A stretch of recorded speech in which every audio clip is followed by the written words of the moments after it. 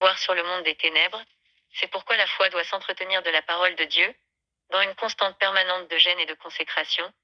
La plupart du temps, le diable nous attaque à cause du manque de foi et, comment il le fait? Jésus leur répondit, je vous le dis en vérité, si vous aviez de la foi et que vous ne doutiez point, non seulement vous feriez ce qui a été fait à ce figuier, mais quand vous diriez à cette montagne, ôte-toi de là et jette-toi dans la mer, cela se ferait. Matthieu 21h21. La vérité d'après la Bible nous vient de ce que l'on attend, ce qui est entendu. C'est la parole de Dieu.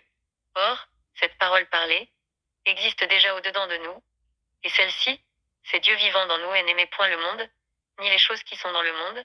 Si quelqu'un aime le monde, et l'amour du Père n'est point en lui. 1 Jean 2h15.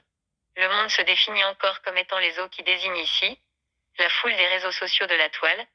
Alors, qui est ce monde et les bienfaits qu'il procure, ce monde étant en lui-même, car il est relié par un même esprit qui est celui de l'Antéchrist et, de sa bouche, le serpent lança de elle eau comme un fleuve derrière la femme, afin de elle entraîner par le fleuve Apocalypse 12h15. Cette eau, c'est le monde, qui est contre l'Église du Seigneur Dieu. Elle définit également un modèle de vie qui est celui de la débauche, une vie remplie par la convoitise, de l'être et de l'avoir, où il est question d'amasser d'énormes richesses pour sa survie personnelle, au détriment de l'extrême nécessité. En ce jour, un seul homme, et diront, nous mangerons notre pain, et nous nous vêtirons de nos habits, fais-nous seulement porter ton nom.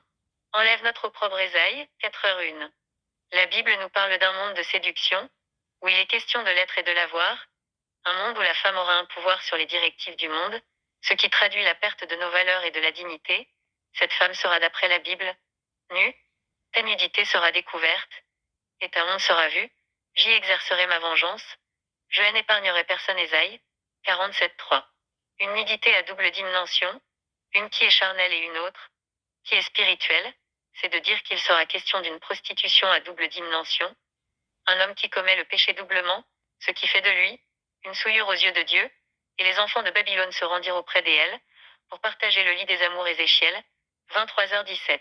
Ce lit des amours est un lit tout d'abord spirituel, qui met en lumière l'indécence de la femme et l'homme dans la conduite immorale, de l'acte sexuel, ce qui va contribuer à la montée en puissance de la femme, dans le pouvoir de gestion du monde.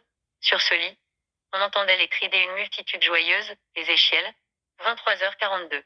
Ce lit traduit également un repère de démons, qui viendront du désert des Sabéens, qui ont mis des bracelets aux mains des deux sœurs et de superbes couronnes sur leur tête. Elles se sont souillées depuis leur enfance avec des hommes et également, durant leur veilleuse, ce sont des filles de Babylone et des filles des Chaldéens, qui est à dire, du monde. Voici la définition du monde, qui sera au temps de la fin.